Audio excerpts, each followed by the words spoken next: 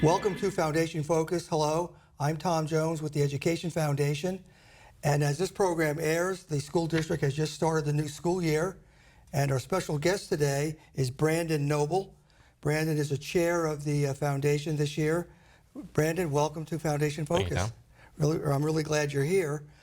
Brandon is the partner with Remnant Construction Company in Fort Pierce, and he's been a supporter both through his business as well as personally for many, many years.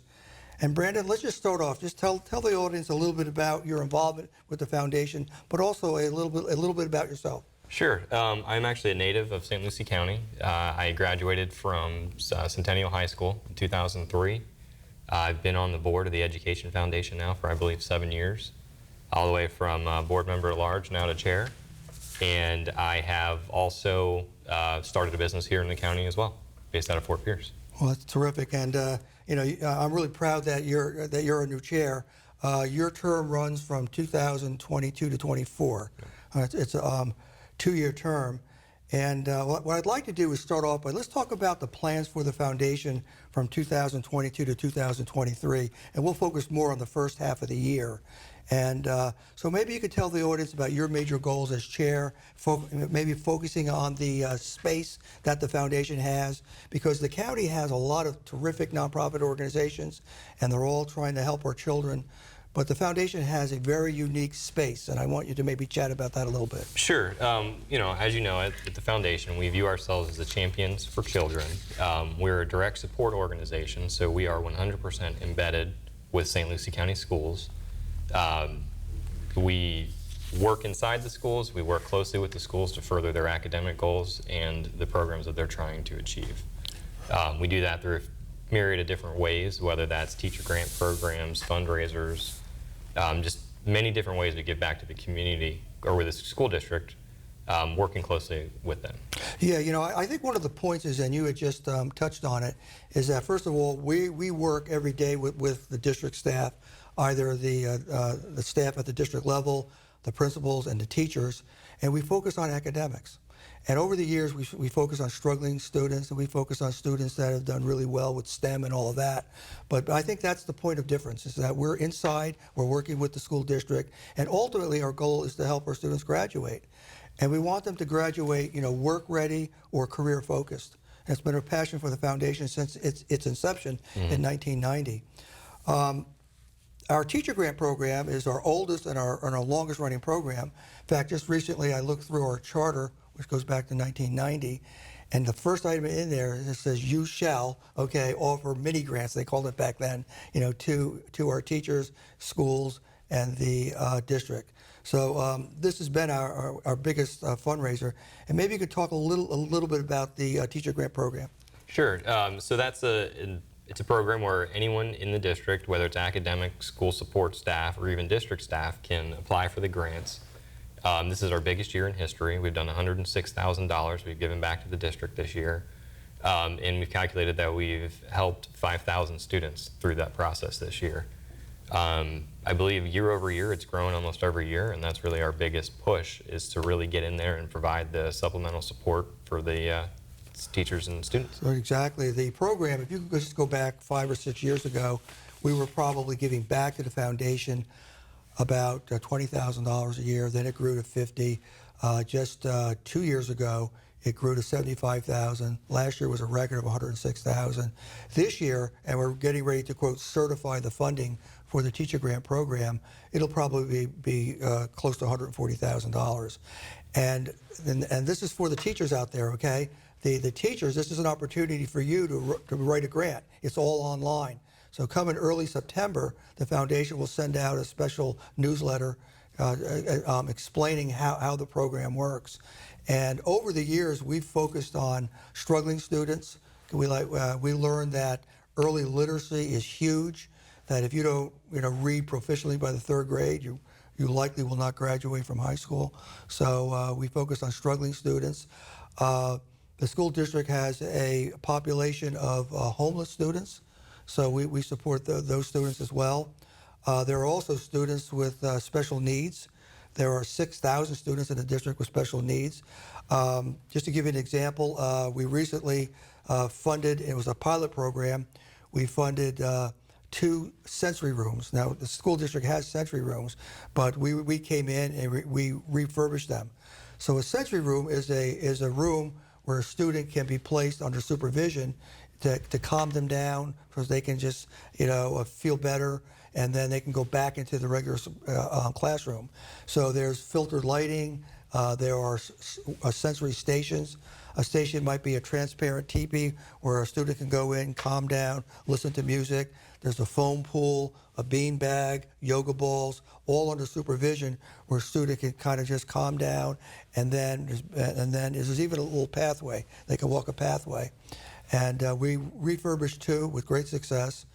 And this year we have more funding, and we're hoping to refurbish maybe as many as 10 schools. So that's a program that really worked well for us, and we want to expand it. I want to talk a little bit about play with purpose, okay? And because we chatted about struggling students. One of the things that I realized, and it was just in talking to all of the professionals here, is that kindergarten, okay, and actually the word kindergarten is a German word, kinder meaning children, and garden meaning a playground. It's not a flower garden or a vegetable garden. It's a playground which became internalized as a classroom. So back in 1840 in the United States, going way back, they started out with a curriculum called structured play, based on what was coming out of Europe at the time called kindergarten. And that was utilized all throughout the United States up until about 10 years ago. And there's been a shift in the United States to get away from structured play and more into testing. And I had spoken to the school district a few years ago, and they were struggling with this concept. They really wanted structured play to come back, but they had funding issues.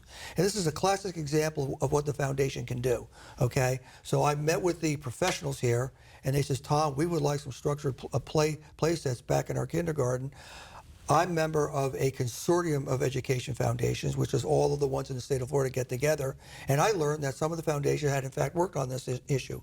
So we all traveled to one of the foundations in a different county, and we met with the staff there. We saw how their structured play sets work, brought it back, modified it a little bit. The foundation took the effort and the funding to create 2 proof of concepts. Okay, we built 2 sets of kits, and we brought them into 2 schools last year with great success. So and then the school district this year found the funding for it to bring it out to all of the kindergarten classrooms. So that was a program that the foundation was able to see as a potential need to approach the school district. As a team, we all worked on this together. Jackie Wolf, who you know well, is our office manager here at the foundation. And Jackie Wolf spent last summer creating the kits, buying the items, and each school now has 13 themed kits. And a theme might be, let's visit the zoo, let's go to the doctor, let's help at home. And the teacher will take that bin, it's a huge bin that has 4 play sets in each bin. They're all the same. The students break up into 4 teams, and they role play. It might be even, let's own a pizzeria. So somebody is making the pizza, somebody's taking orders from a customer, somebody is a cashier, and they're role playing. And there's also books with it. So there's that theme might be, let's be a pizzeria or let's own a pizzeria. At that moment, there's a book that's themed to that, and the teacher reads that book. And these are 5th graders. That's kindergarten. It's so successful now. We're going to bring it into the pre-K level. So we have funding for that also. So that's an example of how the Education Foundation works with the school district hand in glove. And, it's great all the different ways that this, as a direct support organization, we can actually help the school district. I know we're working on a program now, introducing programming to the students, where we're going to work with the city of Port St. Lucie to try to actually make their traffic flows work better. We've got James Abbott on the board, previously with Microsoft, and he's going to take these kids, review the data, and actually help them program a system to make it more efficient. We also partner with some of the other organizations in the county. We just partnered with the Cultural Alliance to bring the recycling program into the schools. Exactly. As a teachable moment to teach them about recycling, as well incorporate art to keep the children engaged. Yep, one of the things that you as the board chair and the board has worked on is we want to work on a broader group of partners. And you mentioned James Abbott, who joined the board. James Abbott said that he wants to teach children who have a skill set to solve real-world problems. And so we're meeting with the city of Port St. Lucie, and we'll see if that project works. And the whole idea is that we take a student that has an interest in coding, okay, and then challenging them with, here's a real-world problem. We can solve the traffic issues in the city of Port St. Lucie, see if we can write the program, okay, and then we'll bring it over to Fort Pierce. It'll be free. It's just part of the effort. And then the foundation will own that software, and then we can share it with a wider audience.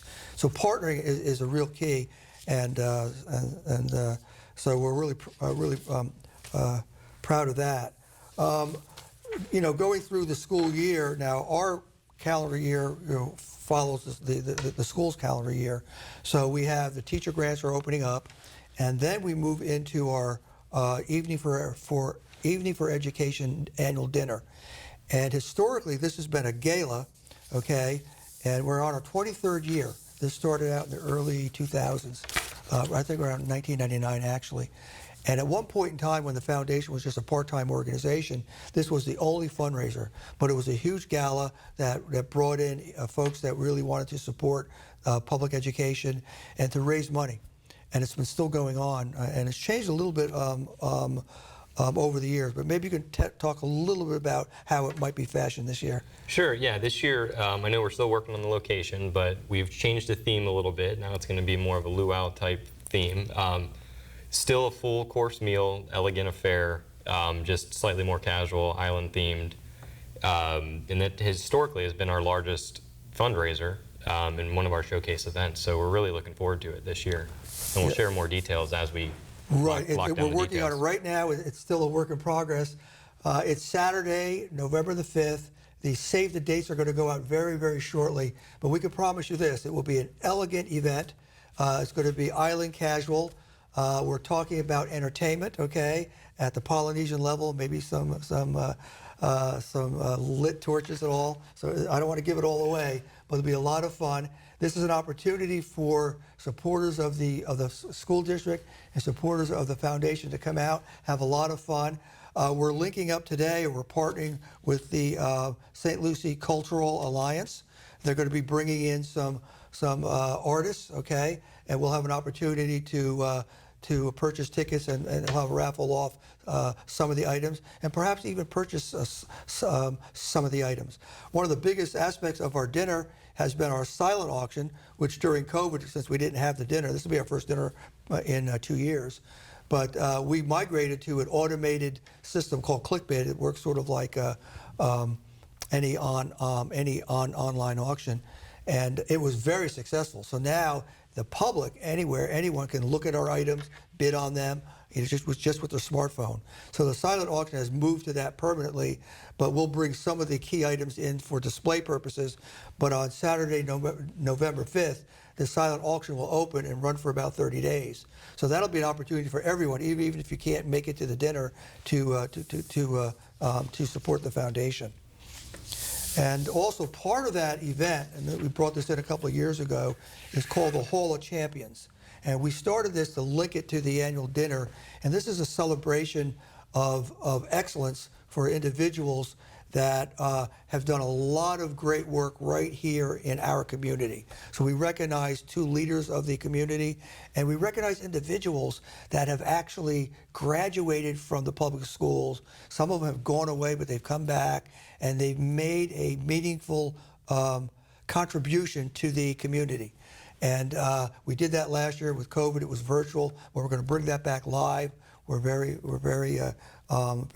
proud to do that. I believe we're looking for nominations right now as well. Yep. For distinguished alumni and community partners. So if anyone has any, please send them in. Anyone you'd like to nominate. Great. Yeah, I'm glad you mentioned that. So just contact me, Tom Jones, at the Education Foundation. Probably the best way is just to go on our website at efslc.org, or just give me a call at 772-429-5507. But we'll send out through Facebook and all of that the nomination forms, okay? And what else do we have on our schedule here? Let's see. Well, that pretty much outlines our activities for the first half of the year. Now, what happens is, as the calendar rolls, this we'll be finishing up the teacher grants in September. The funding will come out in October, and then the dinner starts up, and then when the dinner ends in November, the auction will end in December, and then we're sort of getting ready for the new school, the new calendar year, 2023. I'd like to mention that we're going to go. We have the Night of the Stars. That's in February, and Night of the Stars is a celebration of excellence within the district professionals. That would be the teachers, the principals, and the staff here at the district offices. And it has the awards are Teacher of the Year, Principal of the Year, Assistant Principal of the Year. Maybe there's a couple others you can think of right now. Yeah, it's a school-related employee of the year. There you go, right. And Distinguished Minority Educator of the Year. Right. So those are the categories, and it's sort of like a Academy Awards ceremony. This is actually managed by the school district, but the foundation supports it, okay, through sponsorships. And Remnant Construction is always a sponsor every year. Thank you very much. We just learned that PNC Bank will be sponsoring. Mid-Florida Credit Union will be the title sponsor. Mid-Florida is a terrific organization. It's a nonprofit financial institution. They started out as a teachers credit union, so there's a lot of love there, just natural love, and they will be sponsoring the Teacher of the Year Award. So look forward to that in February. And then we have another event that we started last year. It went really well. It's still kind of small. It's called the Fun Run. And the Fun Run is an opportunity for all of our schools, the individual schools, to raise money for their next year's teacher grant program. Because the grant program we can raise the money and get a match from the state of Florida, but the schools can do that as well. So they can raise money, the foundation will match it, and they could use that for a qualifying program. So what we're doing is, in the spring of every calendar year, we're going to have an opportunity to have a real fun, it's called a color fun run. And a color fun run is where you walk around a track and you get splashed with color cornstarch.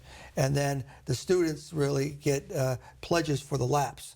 So they raise that money. And then at the last Saturday in April over at the Safety Festival, which is at the Met Stadium, we all celebrate. And then the foundation sponsors the Kids Zone. So that's sort of like an end of the year type of a program, but that raises, the serious part of that is raising money for the next year's teacher grant program. Very excited about that, and that's open to the public. So if you're a runner, it's a short course, it's a run walk, it's a 2K course, but it's a lot of fun, and you're helping out a great cause. And then of course we always end the year with our scholarships. We're actually one of the larger private scholarship programs in the county. And we offer scholarships for students of excellence and scholarships for students that have graduated under great circumstances. And we're very proud of that. Each year it's about 50 to 60 scholarships are awarded. The Aaron Project is our largest benefactor or largest sponsor for that, but we have many, many other sponsors. And we're coming out with a new scholarship called Jumpstart.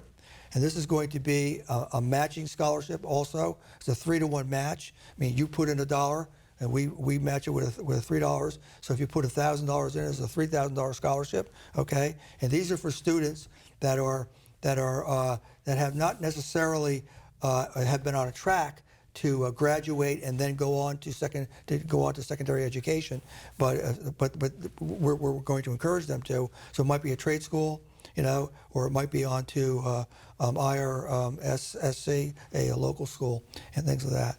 So it's a busy year for us. It's just starting off. I was just talking to Brandon earlier about how busy we are at the staff level. The board is fully engaged. I just want to mention that this summer, Brandon was a part of this. We held a summer workshop. The board got together and we talked about some of the things that the foundation is working on. And probably the key thing for us is relevancy. We want to be more and more relevant to our students. There are 42,000 students in the district. We touched on them, as you said, 5,000 last year. We want to double that and touch on 10,000. We want to help our students be safe in school. We want to help our students do better and better in their grades and ultimately to graduate work ready or career focused. And Brandon, you're a big part of it. You've been a great sponsor of the foundation. Thank you so much. Oh, thanks for having me. I appreciate being a part of it. And we'll be back for our next program, and we'll talk about our second half of the calendar year in more detail. Thank you very much.